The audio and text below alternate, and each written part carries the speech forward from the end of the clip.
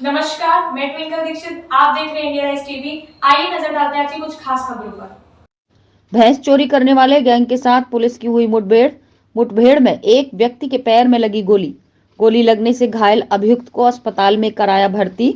मौके से 2 अन्य आरोपियों को पुलिस ने किया गिरफ्तार।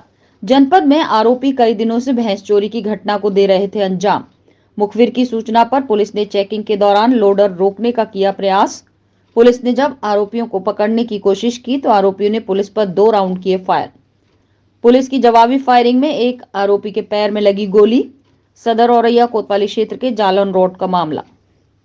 इंडिया राइज टीवी से जिला संवाददाता सोमपाल गौतम, औरैया की खास रिपोर्ट।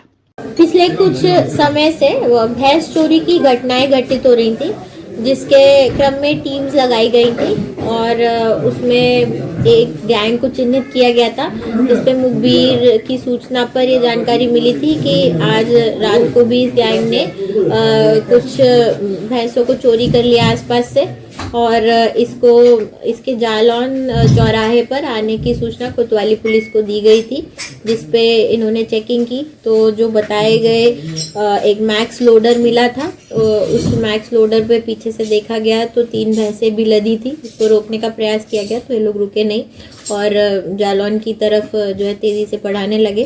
फिर पुलिस ने इसको जब पीछा किया तो इन्होंने कच्चे रास्ते की तरफ इसको मोड़ लिया और घना अंधेरा था, लगभग 2-3 बजे के बीच की घटना है। ये कोहरे का फ़ायदा उठाकर ये लोग भागने लगे। जब इनको लगा पुलिस ने इनको घेर लिया है तो एक अभियुक्त ने इसमें फायरिंग कर दी। 2 गोलियां फायर हुई, जिस पे जवाबी फायरिंग में पुलिस ने बैक फायर किया। 2 गोलियां पुलिस ने भी फायर की। एक अभियुक्त के दाहिने पैर पे इसमें गोली लग गई है और बाकी लोगों को इनके साथ अरेस्ट कर लिया। जो अभियुक्त अरेस्ट हुए हैं उनका नाम शंकरा उर्फ नफीस, ये कोतवाली औरैया खानपुर का रहने वाला है। ये हरून पुत्र नसीम और जुबैर पुत्र नसीम, ये दोनों सैनिक कॉलोनी कोतवाली औरैया के रहने वाले हैं। इनका एक और साथी था जो कोहरे का फ़ायदा उठाकर मौके से फरार हो गया, पर उसके अरेस्टिंग के लिए भी टीम लगाई गई है। इन लोग की पूछताछ से इन्होंने औरैया में कई घटनाएं कबूल की हैं।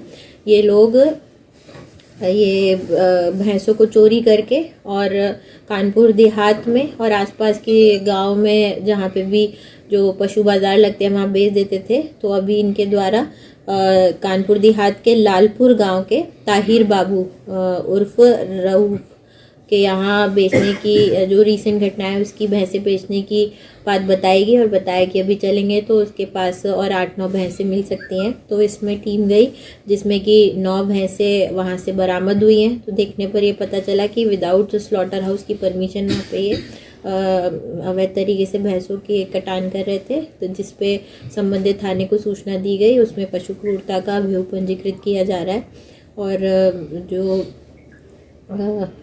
एक आगे इसको कनेक्ट करने के लिए जो अभियुक्त बचे हैं और इन्होंने और कौन कौन सी घटनाएं की हैं वो संबंधित थाने और जनपद को सूचनाएं दी जा रही हैं। जनपद औरैया की दिव्यापुर की 5 घटनाएं, जनपद कफून की जो कल रात को ये 3 भैंसें लेके चले थे वो पूछताछ में पता चल गया, वो सूचना प्राप्त हुई थी रात को 12 बजे, वो भी घटना इसी से कनेक्ट हो गई। वो तुरंत तीनों भैंसें, तो कुल मिला के 12 भैंसें बरामद हो गई हैं। लगभग 50,000 से 1 लाख तक की भैंसें ये दुधारू आती हैं, तो इतनी बरामद की है। 2 टीमें लगातार इस पे काम की हैं और सीओ साहब के निर्देशन में इसमें अच्छी बरामदगी भी हुई है।